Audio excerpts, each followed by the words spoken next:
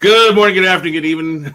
Welcome to this episode of the Note Closer Show. Take two, everybody. I'm your host, Scott Carson. Excited to be back here on the airwaves and Facebook and on iTunes and Stitcher and all of our places that our Note Closer family listens to us on.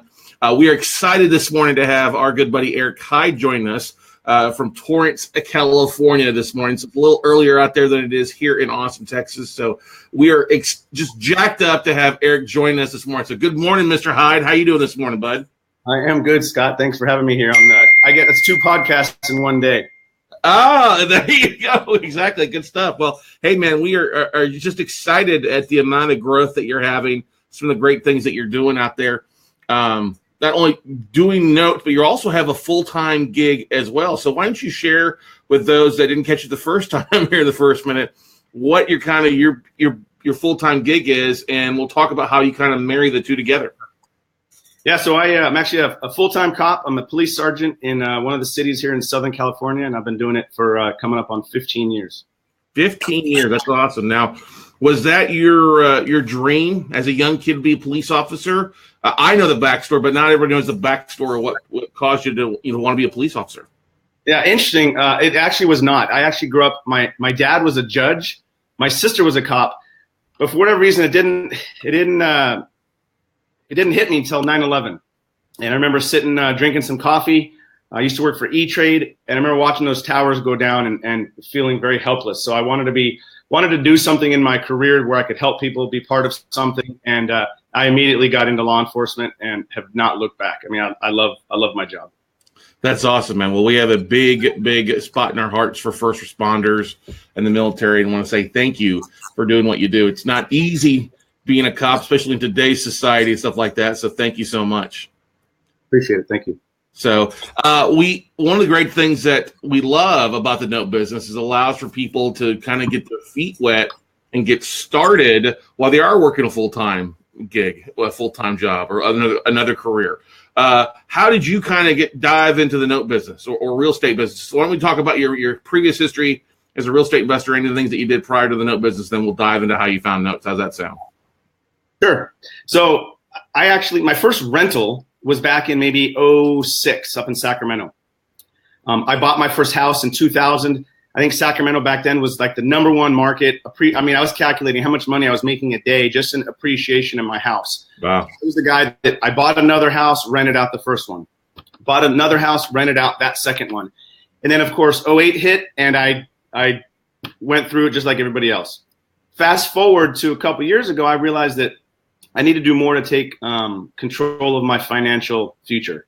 So I got on Bigger Pockets, started my journey there, and I had this master plan of buy and holds. So I started buying houses, and I realized that California is not the place to invest. I call it the 1% rule. I think most people know about that. California, $800,000 house does not rent for $8,000 a month. But my $100,000 house in Memphis rents for $1,000 a month. Anyways, fast forward, I started buying houses and was enjoying it. Then I came across this notes thing, and I remember coming across Scott Carson, some dude who does notes. It was kind of weird. And read your book, and I realized, hey, there's something to this. And that was about a year ago. And in the last year, I get people sending me REOs, wanting to buy vacant houses, and I tell them, nope. I used to do the shiny object thing, like, that's a good deal, that's a good deal. But I'm strictly all in notes. I've been making good money. I've been having fun. I've been meeting people, traveling, and dude, I'm in, and I love it. It's awesome. Good stuff. So you took the road of the Bigger Pocket side, which is great because it's a great website for a lot of great knowledge. Met a lot of great people. Did you dive in and buy your first note, or did you have somebody that kind of helped guide you along the way? Yeah, so I did have somebody that guided me along the way, and I have a lot of people. Being a year into this now, I'm still by far a newbie. But for somebody who's 2 weeks in, I've got a lot more experience. And so I always tell people, and I share my story of what I did, and this was kind of the bigger plan. My plan was to JV with somebody, then do some on my own, and then bring in investor money. And that's exactly what I've done. So I reached out actually through Bigger Pockets. I remember seeing this lady, Gail Greenberg, right? Who's this lady out in Pennsylvania? And so I reached out to her. It sounded like she knew what she was doing. And boy, did she pull the wool over our eyes. kidding. I know you were on a few minutes ago. I don't see you now, but anyway, so reached out to Gail and did a 3, and she's kind of helped me along, show me the ropes, and then we still have a couple left that we're looking to exit. Kind of unique story on those, but yeah, I started with Gail, and then I started doing my own, and then I've been bringing in investor money. That's awesome. And then also, too, just recently, you were the social media winner at No Camp 5.0. I think you had some good information from Gail Greenberg, who is also the social media winner. Because I have to tell you, you were in it to win it before we even kicked it off. I was not going to lose this one. I'm telling you, I was not going to lose. And if I lost, I was going to show up to Austin anyways to the fast track. I was just going to show up and go, look, dude, I'm here. I had fun doing that. So if you remember 6 months ago, I was gunning for it. Chris 70 was doing a great job. And my goal 6 months ago was to win that thing. I'll tell you, mindset is everything. This time around, I'll be honest with you, my goal was not to win it. Total different mindset. My goal was about my business. My goal was to market me, Eric Hyde, not hide behind a logo, put my face out there, put my name out there, market me. And if doing so, if I'm successful at that, then I would have won. And that's kind of my plan. So that was, to be honest, that was my second goal. No, that totally makes sense, man. That's part of the reason that we push that is to get people marketing for the first time for themselves. A lot of people will do crazy things for a T-shirt or a book or think you got a webcam or a microphone there that you won. I got this thing right here. It's actually coming handy for videos. That you won 6 months ago on the daily thing. But that's the thing is we try to get people to realize it's not that difficult to start marketing. It's not that hard to promote yourselves. We just like to try to prime the proverbial pump to help people get done. And it's amazing. Is it a win-win for us? Yes, it's a win for us because we get roughly about 1,500 different social media posts towards an oak camp in a weekend. But it also, we see a lot of people raising capital from their posts. We see people like yourself who are starting to make a name and their tribe around them that they maybe don't even know yet, start reaching out to people and making things happen. And hey, I've got some money to invest with you. Tell me more about that note aspect of things. And you played that perfectly like a lot of other people. So kudos to you. And we look forward to having you out here in June, I think it is when you're coming out. Got the whole family. Oh, my mom and my wife are going to come out. They're just going to go shopping, do whatever. But I booked my flight. I'm coming out there, I think, that Wednesday night maybe or Thursday night. And I'll be there all weekend. So totally looking forward to it. Never been to Austin. That's awesome, man. Well, you're gonna have a good time, trust me. So let's talk about. So you partnered with Gail on some deals, and Gail is listening. She says, "I'm here." She goes, "That's it." She goes, "I taught you everything you know."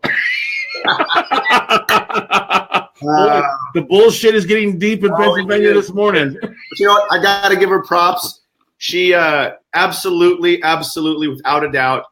There's in my note business, there are 3 people that I want to give props to. One is obviously you, Scott. I follow you, read your book. I'm always up on your Facebook listening to you. And then Gail for that one-on-one all the time. I mean, she'll text me when she's angry about a decision I've made or something I've done, a phone call. And then the third person is I want to thank myself because I put in the hours and I work hard and I'm dedicated to what I do and I'm all in. So thank you, Gail. I appreciate it. You're right. You taught me everything I know.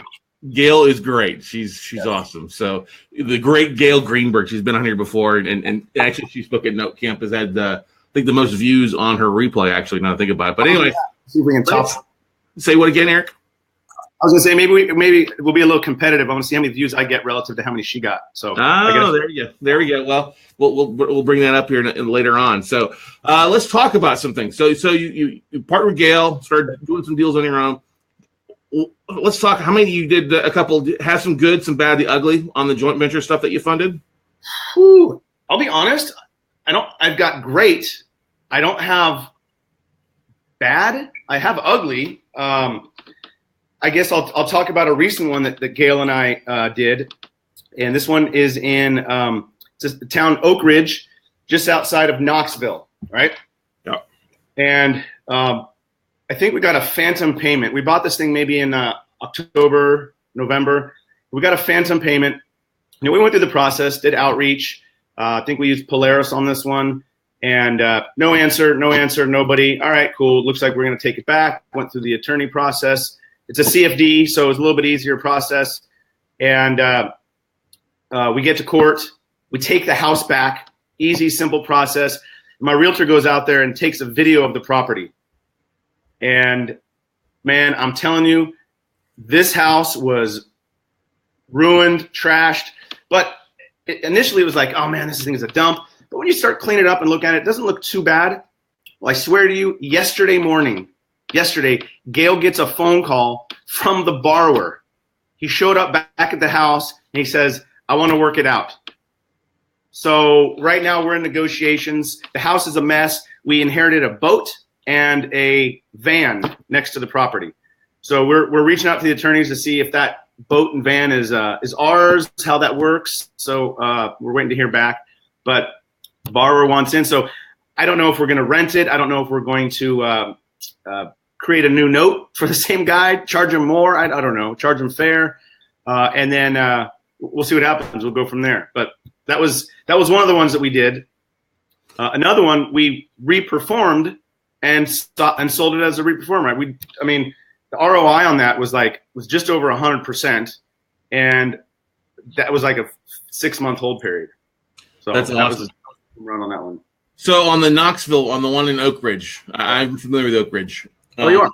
So did you guys go in and do some fix-up on it? Did you go ahead and clean it out a little bit, or you just left it as it is? We talked about it. The realtor gave me several quotes.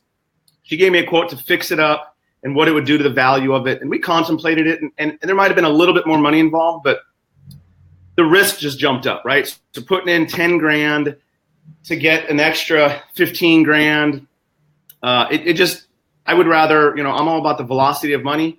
We bought it for 15. We're maybe, 2 grand into expenses. We can sell this thing for 35, maybe 40. That's a win-win. Have an investor come in and buy it. This whole borrower coming back, wanting the house, kind of threw a wrench and everything. So we're in the middle of working that out. But this one's a great deal. Worked out great. So we're probably not going to fix it up. We'll probably either sell it to the investor, put a note on it, and sell it back to this guy. I'm not sure. How much are you into it for? Do you know? Yeah, we bought the note for 15, and I think we are 2,500. We were about to spend $600 for a dumpster and some cleanup, but we're halting it until this guy until we figure it out. But we're 17.5 into this thing right now. Well, I will tell you this. Gail just put a note on here that he showed up. He sent you guys $1,375 yesterday. Yeah, I'm excited about that. That's good stuff. That's pretty good. And then the fact also is she says the plans are to rent to him long term, no equity position until he proves himself. So that's good. It's worth, you said 40? You're into it at 17? Yeah, we're into it at 17. We've got that market there is pretty wide swinging. It might be worth 40, maybe 45, maybe higher, maybe a quick sale at 35. So, there's plenty of room to work there. We'll just, not in a hurry, but we'll figure something out here this week. Cool. And let's talk about the numbers in the one you said that was a 6-month time frame, the second one you're talking about. Yeah. So this was Birmingham, Alabama. We bought it for $8,500. I think it was one of the first ones I bought. So contract for deed as well. Contract for deed as well, right? When we initially bought it, I had the realtor drive by. Lawn was manicured. There was like something hanging from the front porch indicating somebody was home. On paper, it only showed that there were a few months behind. So I liked it. Sounded good. We bought it, $8,500. UPB was maybe $22,000, $23,000. Once we got the loan boarded, it turns out that the seller just wasn't keeping up on the records. It, in fact, was performing. So we decided, all right, instead of selling it right now, let's hold on to it. Let's make sure, right, if we sell something, we don't want to sell crap. We want to make sure that it's something good, that it truly is performing. So we held it for, 5 months, give or take, and payments were coming in on time. So we put it together. I put a little video, put it out there, and I sold it to another investor. And, I'm not trying to make 400,000%. I want to do what's fair. So we put it out there at a 14.5 yield for another investor just to sell it quick. Let's have the investor buying it from us make some money. We'll make some money. We ended up selling it for $17,800. We were like $500 in fees into this thing, so maybe $9,000 investment, $17,800 on the sale. The buyer was happy. We were happy. The borrower stayed in the home, and it worked out perfect. That was another grand slam home run, whatever you want to call it. It was fun. That's great, man. Almost 100% return on your money. And it was we see that sometimes is that the sellers don't keep up with their payment streams. And so they sometimes will goof up, especially when you're dealing with a big fund, because I think I know who you guys bought that through, who's a bit of a big fund. We've had that happen a few times too, where we bought notes and then they were actually reperforming. The seller had payment receipts, and once the servicing got transferred over, we bought a performing note at a non-performing price, which is, hey, Christmas comes in July, right? Exactly. That's good stuff. So let's talk about some of the bad. Let's talk about, because people love to hear how people overcome bad situations. Do you have any bad deals? I'll tell you what. I'll tell you about a deal that was almost bad. Because I'll be honest right now, because I've been in this, not as long as you obviously, not as long as Gail, not as long as most people watching this, but I've got one that I put an offer out there. UPB was, let's say, 42,000. Worked the numbers. We agreed on 15,000, and now comes the secondary due diligence, right? Value on paper through Trulia, Zillow, Realtor, blah blah blah, right? Looked like the value was maybe 40, 45. So bid accepted, and Realtor drives by. She says, "Oh yeah, I grew up on that street. I know that street very well. Yeah, house is worth 20,000 at best." I was like, "Oh man, you're killing me." Pull the title report. Oh, 3,000 in liens. Shit. So I'm into this thing for if I were to put 18,000, right? And I give this example when I have investors that ask me, well, what bad could happen? I tell this story because the bad that could happen if you do it right isn't that bad, right? There's ways to protect your money. So had I purchased this, I would have been 18 grand into this thing, and the house is worth 20. So let's just call it even. Let's say I'm 20 in, it's worth 20. Had I purchased it, I ended up reaching out to the seller and I backed out. He wasn't too happy. We made amends. It is what it is. But had I purchased it, I would not have bought it at a discount. It may have ended up being vacant. It probably was. But so I rent it. So I put a little bit of money and rent it, and then it takes me 2 years, 3 years to get my money back. So I ended up walking away because I'm in the business of obviously buying at a huge discount. And having, the 7-8 different exit strategies, I was very limited on that one. So I avoided that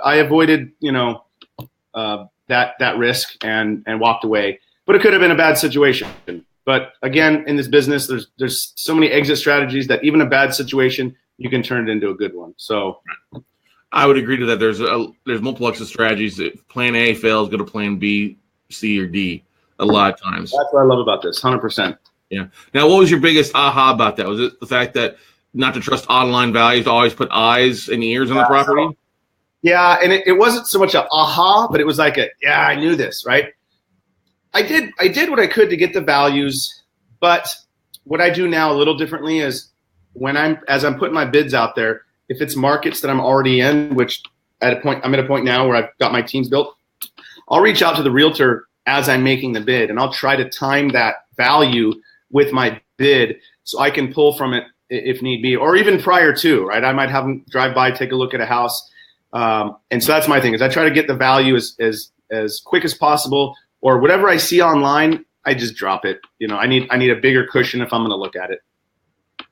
That's a big, big thing. I think people need to understand that it's not like traditional real estate where you go under contract and you've got a 7-day option period and you got to do inspections.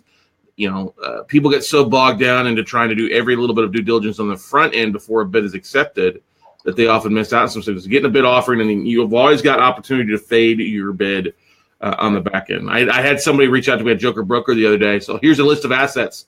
Here's a list of notes, and it was just addresses.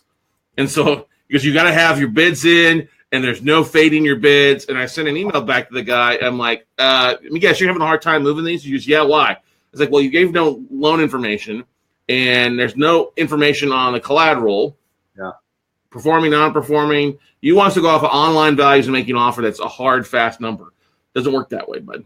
So it's funny you say that. I mean, I get, now that I've been doing this just a little bit, I get these Joker Broker, they reach out to me, and a year ago, 6 months ago, I'd have been excited. What do you got? And now I can tell immediately. I don't even give them the time of day. Or I might ask some questions to do my due diligence on them. I'll just walk away, and it's great. I'm in a position now where I can walk away. I don't need them. I think they need me more than I need them. That's a great position to be in. Amen to that. Amen to that. So it's a little bit of a different mindset than the fix and flip. So the buy and hold aspect of things. What would you say to somebody who's kind of branding into the industry? What advice would you give them now that you're about a year in? Is that right, Eric? Yeah. So I started my note research about a year ago, right? Getting on the bigger pockets on the note thing. So I'll tell you. So I thought you might ask this morning. I don't have some canned response, but I wrote down a few things that I thought of that truly I think that have helped me, allowed me to be where I am. And so one is routines. You got to get into a routine, right? And your routine might not even be note related. So my routine is I wake up at 4:30 every day. Maybe not 7 days a week, but I get up at 4:30. I start my day job at 7:30. I get a lot done. I come home, hang out with the kids. I do work at night. So you got to get into a routine. You got to be consistent in this business, doing something every day, whether it's an email, whether it's a Facebook post or an Instagram post. It doesn't even have to be the 2 social medias. Just do one Instagram post a day. It reminds people what you do and that you're out there. Beliefs. You got to believe in yourself 100%. If you don't believe in yourself, no one else is going to. If you can't believe in yourself, how do you expect other people to give you their money if you can't believe in yourself, right? Actions. You got to take action, right? I know people that follow you. I see them. They've been following you for a year plus, and they haven't closed the deal because they're waiting for that special moment. I don't know what it is, right? Just take some action. You got to do something, even if it's a small action. Drive. Got to be motivated. You got to drive yourself. For me, how I drive myself is I listen to Tom Bilyeu. I listen to on YouTube. There's just something about his voice and what he says and how it just rings true to me, right? He talks about all these things that I'm talking about, and you have to have that drive, that why you're doing this, right? And get you out of bed every morning. Balance. I only have 2 more, don't worry. Balance, life balance. So I get home and I want to start working, getting more things done, but I got kids, I got a wife, T-ball or little league baseball. So I set my phone down. We'll go in the front yard. We'll play baseball. We'll go out to dinner on Friday night. I'm there. I have life balance. It gives me a breather. And the last thing is risks. You got to be willing to take risks. You have to. You can do your due diligence. You can get to that line, but you're never gonna know until you make that offer. You got to make that offer. You got to buy that note. You got to take action. And guess what? If it sucks and you lose money, awesome. You probably learned a lot of things in the meantime. So those are the 97 things that I recommend for people that are just getting started. I think it was 93. So you can buy Eric Hyde's motivational product at 99. Today's special offer, we're marking it down to $4.99. But if you buy 2, it's $1.99. Good stuff. So Gail asked me to ask you about being shot and the dangers of being shot. I don't think she means in the doctor's office, but right. So 10 years ago, I was at work one day and was involved in a foot pursuit, chasing a couple guys. We turned the corner. He ambushed me, and at about a 5-foot range, he stood up and opened fire. And my gun was out. It was this moment that as a cop, you train. They tell you could die, you could get shot. These things, and it's in your mind. You do your best to avoid it, obviously. But I tell you, when that moment happens, it's a whole different world. To think it'll happen to when you're faced with it, whole different world. It didn't change me as to who I am, but it reaffirmed what I do for a living. I enjoy it. When I came back to work about 6 months later, I was motivated and charged up because that son of a bitch shot me. And there's people out there that will shoot other people, and it's my job to help those. And I know it sounds cheesy, but that's the truth. That's why I enjoy what I do. And incidentally, I'm not trying to be a full-time note investor for now. Maybe in another 5 years, I'm just going to keep doing what I'm doing. But I love my job as a cop. It serves a purpose in my life, and I think that I contribute in what I do. And I'm just going to keep doing notes the way that I'm doing them now. So, well, you don't have to be around you long, whether it's online or video or stuff like that. Know that you've got a big heart and a big passion, and also a great sense of humor about life and having a good times too. I think definitely if I was out in California, but more often, we'd be drinking bourbon and smoking cigars on a pretty regular basis. I tell you, buddy, I can make a mean old fashioned. And anytime you go to a restaurant, it will not be as good as what I can make. So there you go. Good stuff. Good stuff. So let's see here. Athena says, you guys have questions for Eric? Now's the time to type those into the comment section. Glad to share. Athena says, love the Joker Broker comment there. That's good stuff, Athena. Great stuff. So let's talk about this. So you've gone from, you're still a police officer. Love what you're doing. It's great. You're great balance. Life balance, work balance, doing something daily. Now, let's talk a little bit more about that with your note business, because I agree there's highs and lows. There's sometimes you see more tapes, others you don't. Once you've been around and started making a name and commenting, you will have Joker brokers or people reaching out to you with assets, which makes it a little bit easier. What would you say to people that have been around for a month or two and they start getting a little frustrated because they've been reaching out to banks, or they're trying to get tapes in, but they're not seeing anything? What kind of advice would you give them? Network. You got to network with people that are, whatever it is that you're trying to do, find somebody who's doing it and work with them. Whether it's, we talk about take them out to dinner and buy them a beer, whatever. That's great if they're local, but maybe they're not. I think you have to add value to somebody. And you just network with somebody who's, like I said, I did that with Gail, and when you can piggyback with someone else, then you're going to learn, and you can help work through those frustrations. Because if you talk to other note investors, I guarantee they've gone through the same thing that this person's going through. Yeah, when I had the same problem, this is what I did, and this is how it worked out. It's normal, dude. You're going to go through it. And then I think when people realize that it's normal, that they'll feel better about it, But network is huge. I think you got to reach out to people. You just recently went to the Paper Source Convention. You also went to the Note Expo, and you were what's the word I'm trying to say here? You were the designated, hey, let's have a happy hour here. Meet me here. That was one of the great things I think that you did about, hey, I'm going to be here at this specific time, at this specific event. Let's meet up, have an old-fashioned that's not as good as mine, and go from there, right? So what would you say about putting yourself out there? All right, so I'm a type A personality. If you can't tell, so I see everyone's like, hey, let's meet up, but nobody really took the bull by the horns. I think sometimes people are afraid to, so it's like, all right, hey, let's meet at this place at this time, let's network. Doesn't mean that you have to come and talk to me, but let's just get a group of people. We all share notes in common, but more specifically, we're all part of the We Close Notes crew, right? So we've met each other online, and now in person to be able to do that. And so when it comes time for other people to put themselves out there, here's what I say: just do it. You have to. And I think you'll find. So 6-9 months ago, right? I put out my first video. I think we talked about it. I got written up for that video because I was an idiot. I was in uniform, did a video. Hey, Eric Hyde, everybody. I'm a cop, but don't worry about that. I do notes, right? Well, sometimes if you're too successful, it gets out, to. And I'm not saying I'm too successful, but it reached, my friends and somehow got to the chief, and I got written up, took it down, whatever. But you got to be willing to take that risk. Put yourself out there. Who cares? What if you do a video and you trip and fall? What if it's a live video and you trip and fall? Who cares? You get up, you laugh, right? They'll probably watch you next time because you tripped and fell. So for people that are, and I noticed with Note Camp 5 that some people started to do some videos, and that was great.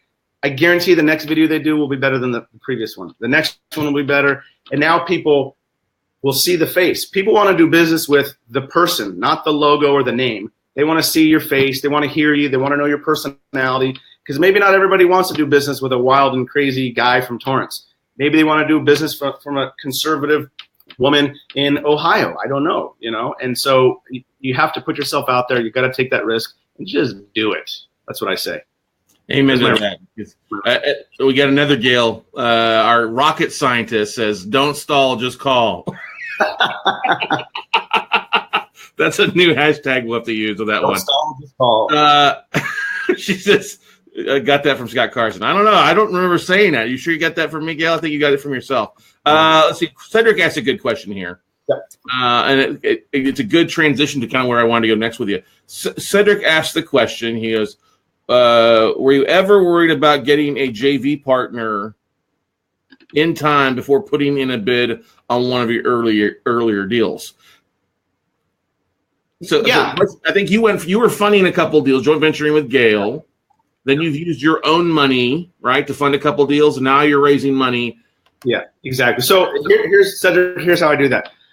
So when I started to JV with other people, and obviously if this is going to be a JV deal, if I'm ever going to JV with somebody, it'll be a deal that I would own myself. If it's not, why am I buying it, right? So I would buy the note, and as I'm putting my bid out there, I'm marketing it. Well, if I'm going to use my money, I'm not pressed for time. I do not like to have my back against the wall. I don't want to ruin a relationship with a seller because I didn't fund it when I said I could fund it. So one of the things I do when I'm putting a bid is I'll tell them I will fund this thing on this date. And guess what? When I say that, I do it. So I fund it, I market it, and then they will replace that money, and then I'll go out and do it again. And that's how I've been doing it. Now, I'm not a multimillionaire, right? Gonna run out of money. So what I'm doing is I have a preferred investor list. So as I'm putting bids out, I know in my preferred investor list who is ready to strike. I know who is ready to fund a deal. I know if it's gonna be from an IRA account that might be a little delayed. I know if it's gonna be cash and they can wire it same day. And then I get that person prepped and ready to go, show them what I'm putting out there. If they're interested, we go from there, and then we'll fund it straight from their account over to the seller. It's music to my ears. I love it when people are coachable. And dude, this is all, honestly, Cedric, everything is from what Scott has taught. And then, of course, since Gail taught me everything I know, what Gail has said as well. So, and then I taught everything that Gail knows too. So. Love you, Gail. No, Gail's extremely knowledgeable, very coachable, does some great things. Yeah, I love Gail. So let's talk about some of the things that you're doing to raise capital these days with because you did a lot of people said, listen, I want to kind of prove concept, which kind of drives me bonkers, but you proved concept. You funded a couple deals with somebody who's got some experience. You've gone out and bought a few deals on your own. Like, okay, we get this rock and roll. We're making some money and some stuff like that. Now, what are you doing to raise capital or marketing to your tribe that you're closer to now? What are some things that you're doing, Eric? So one of the things, I mean, for those who may not know, I've been really getting into making videos. I got a new sign I put in my garage. I'm looking at some different studio equipment, and I'm just putting out content, right? Nothing behind it. So I want people when they think about notes, I want my name to kind of rise to the top of, oh, I think of Eric. I just got a referral yesterday from somebody in the Midwest who, yeah, so-and-so was saying good things about you. And that's great. I want my name to start getting up there to help me raise money, but also for the investors so they can place their money and start getting a good return. So I'm doing these videos. I did one the other day on the difference between ROI and yield because I realized that people get confused with that sometimes. So I do content, video marketing. I have my email blast. I have my Instagram, a little bit on Facebook. Their analytics are kind of tweaking me right now. So not sure what to do about that, but just going to keep pushing, doing something every day. Once I do a video, I think about the next concept, whether it's a video of something that's not generating money. It's just something that people can watch and appreciate, hopefully. And then also when I sell a deal or when I market a deal, I like putting a video to it so people can, a little bit of music, a little bit of pictures of the property. Thanks, Robert. Appreciate it, buddy. Anyway, so yeah, I'm just putting myself out there. I think the more you put yourself out there, the better you're gonna do. So when people they see my face, they get to know my name, they see the deals that I'm doing, and then they want to be part of that. So raising capital for the last couple months has been amazing. I'm at a point now where it's like, oh my gosh, I've raised almost more capital than I can find deals, but that's not a problem. With the network I have and the contacts, I'll just turn to them and start looking at more deals and start putting bids on more deals. Instead of one at a time, I'm gonna start doing 3, 4, 5 at a time so I can go out to my network and go, all right, cool, here's what we got. Love it. Taking things to a bigger place, which is great stuff. Let's see, Clive says great stuff. Good stuff, guys, which is good. Thanks for sharing, Clive. Casey says, what's Casey say on here? Grandmaster Scott, that's funny. So let's talk about some of the videos. Are you doing straight from your smartphone, doing most of the editing, or do you have? It is this. I'm telling you, it's so weird because I keep resisting the urge. I'm like, I got to get something better. But I mean, this just works because I can just do the video from walking in the backyard. But I do, I joke around a lot. I got the funny video in the backyard, but there's a time and place to be a little more serious, be set up in a situation. I don't want always to have my, kids in the background, which is fine, but I'm in the midst of working something out in the garage with my logo, maybe get a camera that's not always my phone, that's just kind of in a fixed position, and then just start pumping out content. So yeah, right now everything's on my phone, and I'm using iMovie. So I'll use Canva to put together some slides in between, and I upload it to my phone, and I will literally I'll be in the bathroom with my phone editing the video, So I mean, I can do it anywhere, and it's worked out great. There might be better quality stuff, but this is what I'm doing. I'm going to avoid the urge to insert jokes. Yeah. What I was doing, I was in the bathroom washing my hands or something. Yeah, your wife's like, quit playing with your phone. Quit trying to make your thingy look bigger. Zoom feature. Wait a minute, that's not good. Yeah. Well, let's take it back. You got 2 kids, right? Yep. Loving spouse. What's your wife do? Nothing. I'm just kidding. She's not watching this. No, she actually left her job in November. And she takes care of the kids, the house, the food.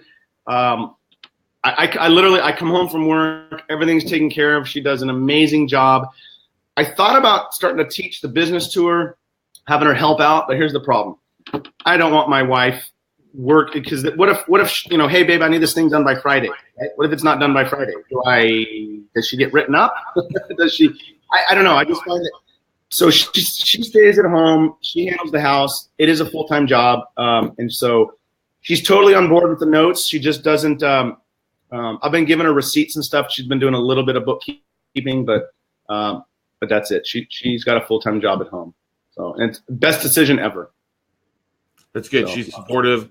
She went to Vegas and hung out at the pool. Kept you. Yeah. So I flew her out on Friday. She and my sister hung out at the pool while I was networking, and then a group of us went to dinner a couple nights, and so she got to meet a few people: Mark Hamrock, Jason Dodge, Andrew Bogey. There's a group of people. Yeah, Neil Clausen. It was fun. So she's like, yeah, those are cool people. She thought it'd be a bunch of older, stuffy people, but yeah. No offense to the older, stuffy people out there. I think it's a pretty cool group of people. We're investors all have different interests and different things we all come from, and it's a pretty good fruit. Matthew Hell says, "Good morning, hey friends, good to see you." What's up, man? How you doing, buddy? Casey says, "Thank God you don't have smell-o-vision on your phone." Smell? Hey, mine doesn't stink anyway, so we're good, Casey. It's all good. So that's you brought a couple of things up. Yeah. Couple big points here I want to make with people here this morning. You're using your phone. You're doing something on a daily basis for the most part. Do you have that daily basis kind of down a schedule or on your calendar so you know what you're doing every Monday through Friday or Monday through Sunday? So the answer is no, and I'll expand on that a little bit. That's one of my weaknesses is I'm like an ADD guy. I'll do an Instagram, a Facebook, a this, that, the other. It's like if I'm at home and I'm emptying the dishwasher, I get distracted by the laundry before I'm done with the dishwasher. The next thing you know, I'm changing the channel and getting a drink. So I need to get better at scheduling these tasks. So I just I wing it each day. And as far as, when I wake up at 4:30 in the morning, I'll jump on Canva, turn on the TV, and I'll just put something together, put it out on my Instagram. And then maybe when I get home from work, I'll put something together, send it out. And then on the weekends, I'm doing my videos. I'll try to do like on a Friday, I'll kind of write down or brainstorm what it is I want to do. Saturday, I'll do a video shoot. And then Sunday, I'll edit it. And then usually by Monday morning, I'll put that out because I find that based on my the analytics, Monday morning before people wake up is the best time to put that out. So I kind of do it that way. I think it's Cody Cox that does it, or maybe it's Adam Adams. Sorry, guys, if I got you confused on who's doing it. But Monday is Monday is marketing. Tuesday is due diligence. Wednesday is it. So I don't want to be stuck to a schedule to such a degree that that's what I have to do. I like to be a little more flexible and dynamic, but I do need a little more structure within my marketing and how I'm doing and what I'm doing. So sure. That's good tip for everybody. But at least you're getting stuff done. Your focus is decent. Yeah. Would you say that your videos or what other type of marketing has been your biggest bang for the buck when getting it out to your tribe and raising capital? Two things. Videos, 1,000%. For anybody out there contemplating doing videos, I'm telling you, do a video. Secondly, MailChimp, your marketing campaign, your email campaign.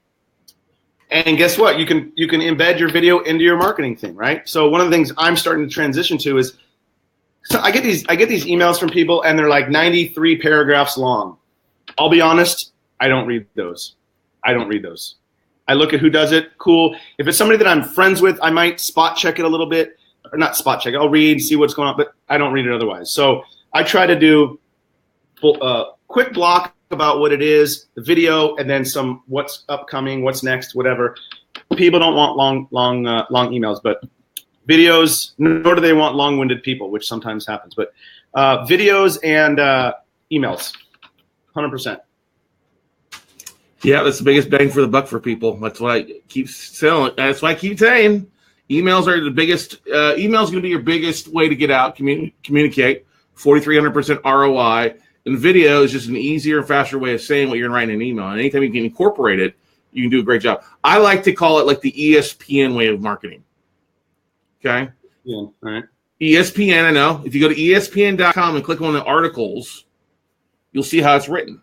And it's basically the same thing. You often have a video or image on top, social sharing, or they'll have the rest of the written word below on that as well. So that's one of the great ways they use image, a video, or a photo to really drive traffic. Right. It's an easy way to do it. And I think the numbers, the statistics, they say by 2019, 80% of all content will be video content. So I'm trying to get ahead of the curve because let's face it, as we move forward in time, we get, I don't want to say lazier, but we're doing more. So we don't want to read some long article. I'd rather just give me a 1 minute, 2 minute video I can watch on the way to work or when I'm at home. And I think that's the best thing. And I look at like the 80-20 rule, the idea that, if 80% of my productivity is coming from 20% of what I'm doing, well, what is that 20%? And for me, it's those two things, videos and my emails. For a while there, I was testing Instagram. I was really pushing hard with Instagram, and there was not really much conversion. There was not a lot of some likes and this, that, the other, but it wasn't really doing much. So I shifted my focus not away from it, but I just shifted it a little bit less and more on what's working. I still do the Instagram because some people, that's their angle and that's how they follow me. So. Well, it's really easy still to share the images on Instagram with just a click of a button, and now that it's done by Facebook. It's pretty easy to do. The beautiful thing about video is it's going to be around 24/7, 365 days a year. Once we throw it out there, provide that the YouTube gods or the Facebook gods don't get mad and delete the video, who knows, right? Yeah, I know.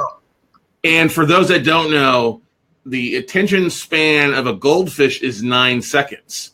They say we, as adults, have an 8-second attention span. So you have less of an attention span than a goldfish, which explains why you go from cleaning the dishes to checking out the laundry to do what you do, Eric.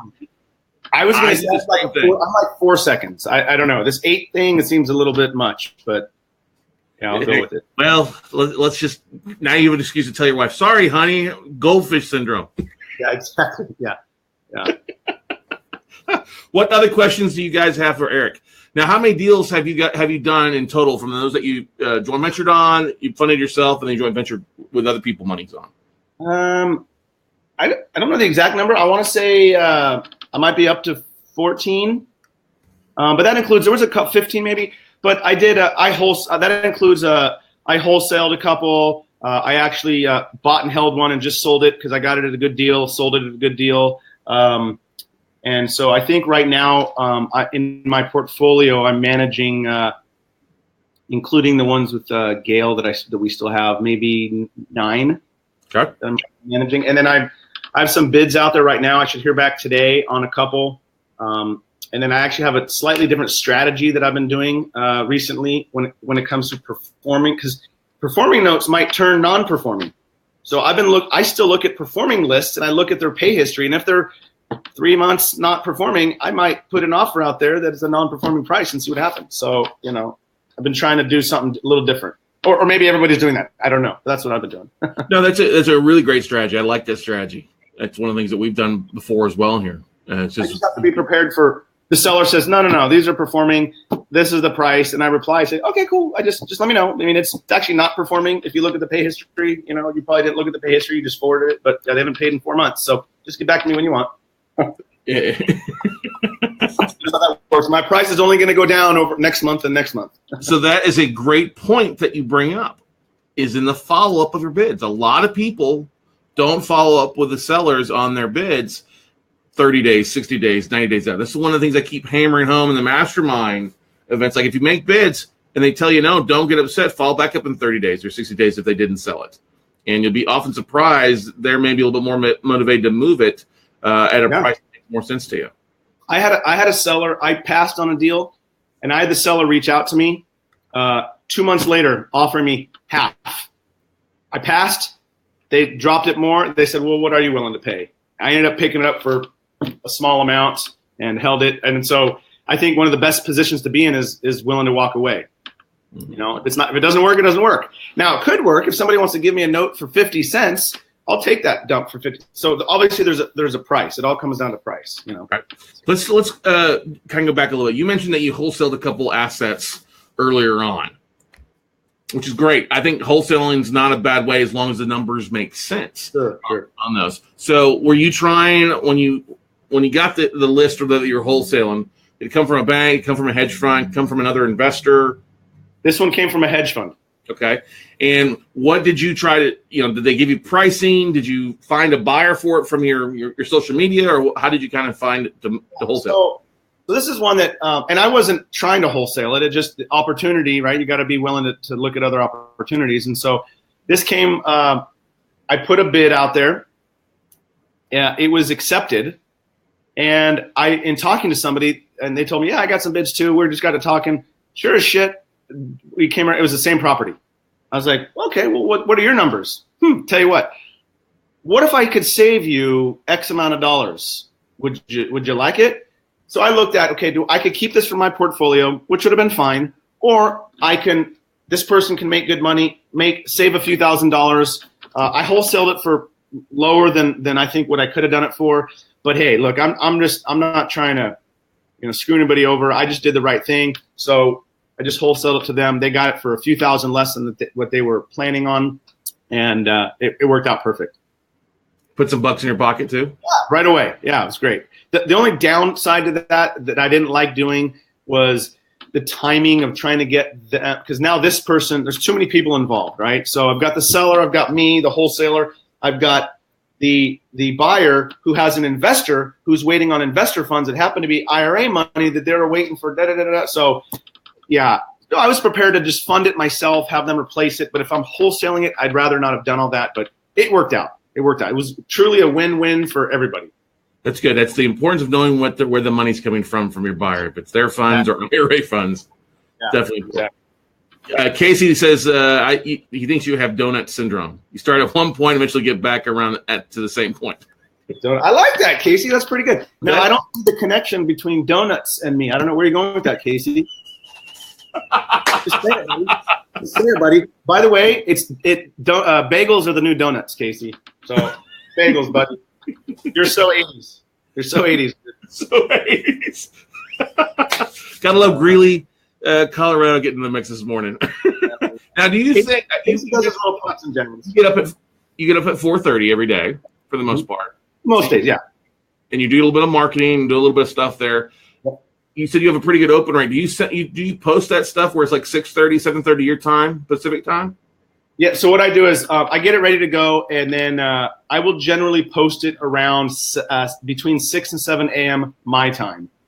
That way, it hits the people on the West Coast as they're waking up, and although most of my network is Midwest, East Coast people, but 9 o'clock for them. 10 o'clock for them works out fine, whether they get it in the morning or at the lunch break or when the boss isn't looking, whatever. So that seems to work out well. How often are you emailing out to your database? Not as often as I should. That's also the consistency of when I'm doing this has been my one of my weaknesses as well. I've been doing a little bit more. I have two sets of email. I've got my large database of, hey, cool, this is what we're doing. Then I've got my preferred investor list where it's more specific. hey, I got a couple deals coming through. This is what it looks like. And then if there's no takers on that, then I would put it out to the world. But that seems to be working fine. And I'm probably recently I've been doing, my goal is every couple weeks, just put out some content and send it out to everybody. I don't want to bombard people too often. Like, oh, here's another one. But I'm cool if people want to unsubscribe. That actually just gives me more space in MailChimp to add somebody who cares. So. Amen to that. Have you had anybody that you were surprised in your kind of local market, your colleagues, your friends or family, anything that have approached you after seeing you do this for a while, wanting to invest with you? Yeah. But so yes and yes. It's funny because I have these people at work are like, who's this Scott Carson guy, dude? Who's Scott Carson? What is this? So a lot of people have come to me. My son the other day, my 7-year-old son talked about Scott Carson. Yeah. He hears it in the background, but no, I've had a lot of friends from work ask me about it. It's almost, I would almost prefer not my close network of people, because then they're going to see me every day or every week. Hey, how we doing? How's it going? So I don't push it with them. I don't push it with anybody. I just put out what I'm doing. And if you're interested, you're interested. Cool. Because I just let it speak for itself, but friends near me ask all the time, but most cops have like 500 in savings, $500, they're not, they buy their cars and their boats and toys. So they're not really investors per se. And do you have a set schedule that you're working every week there, or does it vary? Yeah, so it is set. It used to be about a year ago, they moved me from patrol. I'm in charge of our gang unit now. So I work, banker's hours on paper, usually like 7:30 to 5:30. But if we have an early morning search warrant or we have some shootings that happen, we got to do a little more work, go in at like 1 a.m., 2 a.m., stay till midnight, whatever. So it bounces around, but generally it's 7:30 to 5:30, weekends off. That's cool. That's awesome stuff. You had a deal that worked out as a win-win situation. Recently, you reached out to me about 2 weeks ago before I went on vacation about a deal getting modified. You want to talk about that, or was that one of the case studies that we talked about beforehand? Let's see. I've had a few. There's been a couple lately that have worked out great. Okay, yeah. There's been quite a few actually good ones, and I think this is the one. We were literally 20 minutes before court. 20 minutes before court. Well, let me back up. The day before court, we'd heard nothing from the borrower. We had tried to work something out the prior month, and she just dropped all contact. So the day before court, I decided, you know what, I'm going to call this borrower myself. I've had some pretty good success reaching out to borrowers personally. I talked to Joel Markovitz about the legalities of that, and we're good on how I'm doing it. So I reached out the day before, and I asked her. I said, I'll call her Jen for the namesake. Hey, Jen, how you doing? Just want to find out, what your plan is, if you want to stay in the house or not. I really don't want you to. I really don't want to take this house from you. What's your plan? Tell me your story. So she tells me the story, and we talk about saving her house. And she decided she would try to get some upfront money. I said, you have 12 hours or 24 hours. Court's tomorrow, but I really want to help you. 20 minutes before court, she calls me. I got the cash. I said, all right, perfect. Give it to my attorney.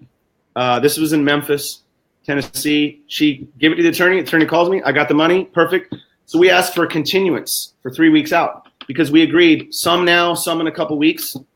So we got the other half of the money. And now what we did is we pulled the court date off the calendar. We didn't cancel it. We just took it off the calendar. We can put it back on the calendar at some future date.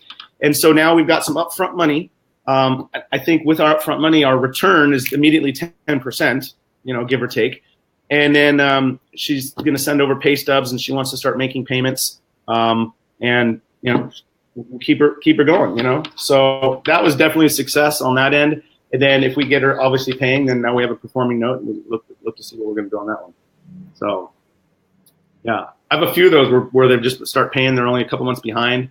I reach out to them. It's been working out great. I'm very careful. I'm just very nice. And hey, look, I truly am here to help you, right? It's different if like a Bank of America calls, you got to pay. But hey, look, what's your story? What's going on? I want to work with you. Let's work together on this. You got to stay in contact with me, because if not, we'll take the house. I don't say it as a threat, but it's just a matter of, what do you want to do? I put it back in the bar. If you don't want to stay, that's fine. That is fine. We'll get you out, and move forward. So that outreach has been working wonderfully. It is. A simple phone call can save you a lot of funds, can save you a lot of money, and also make you a lot of money too. And I don't do that immediately. I let my services do their thing. If they're successful, great. I don't do anything. If they're not successful, I will generally then just reach out and I introduce myself very loosely. Hey, how you doing? This is Eric. I don't say where I'm necessarily. If they ask, I'll talk to them a little bit more about that. But and I'm just kind of soft spoken, very caring, because I truly am. I truly want to work with them. This woman was in tears when I told her that I would work with her. She was in tears when she called me at court, saying she had the money, and she was very appreciative and thankful for being able to work with her. I said, all right, court's canceled. You got to follow up with me. But she was in tears, which validates what we're doing, you know. So yeah, it was good. Good to be able to do that. Good. Who's your servicer that you're using? I use Madison. Some with FCI, but everything else is with Madison. That's good. Shantae and their whole crew over there do a great job, don't they? Yeah. I email Shantae. I don't reply okay when she tells me something happens. I tell her, awesome, Shantae, you're the best. You know, I think, again, it goes back to that relationship.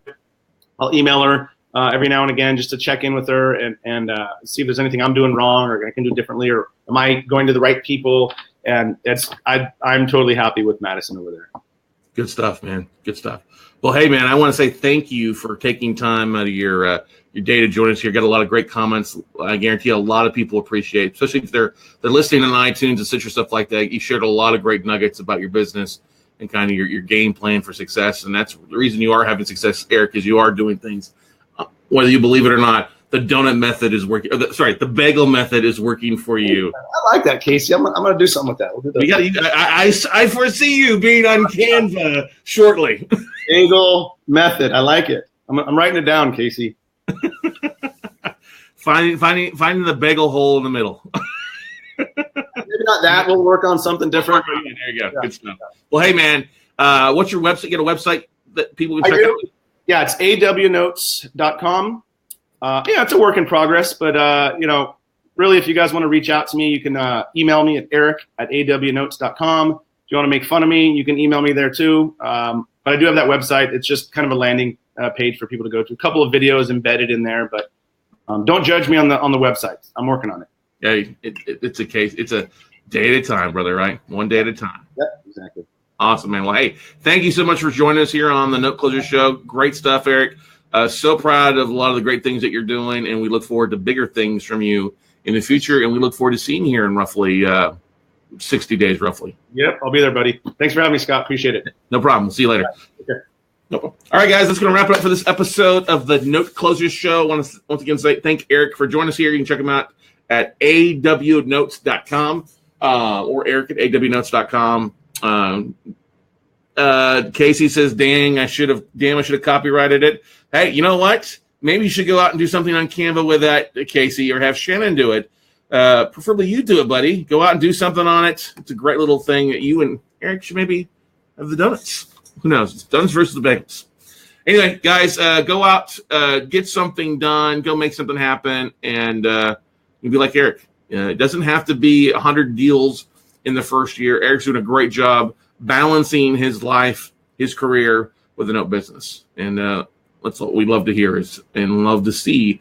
Or not every case or not every deal is a home run, but they all can have a positive outlook if you're doing the right thing and doing some due diligence and partnering up with the right people initially to help you get over those hurdles. So that's all I've got for you today, guys. Go out, make something happen, and we'll see you all at the top, everybody.